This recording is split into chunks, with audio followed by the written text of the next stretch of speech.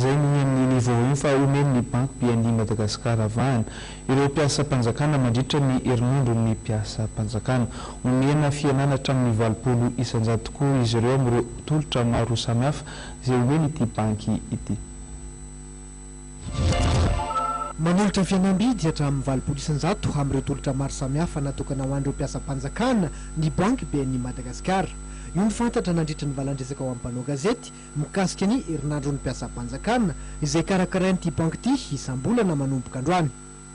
Tolotra sionainareo androany moa zany amin'ny herinandro mpiasa mpanjakana ity dia fampilazana fa ireo mbola hisy fihenam-bidy bebe kokoa zany eo amin'ny tolotra izay omena ny mpiasa mpanjakana, tolotra izay efa misy fa mbola raha ohatra ka amin'ity herinandro mpiasa mpanjakana ity no mitondra na manokatra kontra mpiasa mpanjakana dia mbola hisy fihenam-bidy bebe kokoa izay mahatratra amin'ny 20 isanjato amin'ny tolotra efa misy eto BNI.